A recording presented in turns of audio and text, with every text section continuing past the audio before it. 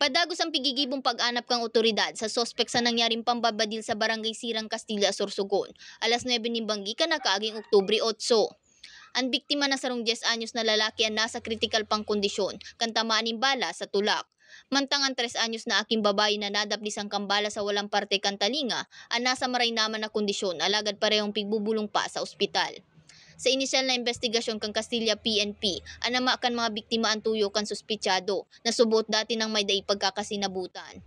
Nagsayuma ang PNP na pangaranan pa ang suspitsado, alagad na pag-araman na kabarangay mansana kan mga biktima.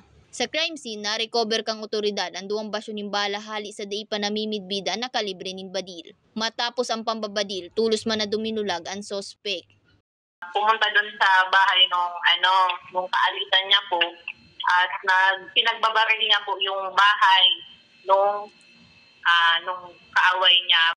Napag-araman man na dati naman na may pending na kaso sa illegal possession of firearm ang sospechado. Mga nakakakita or nakakakilala po doon sa suspect is kung pwede po i-report po dito sa station para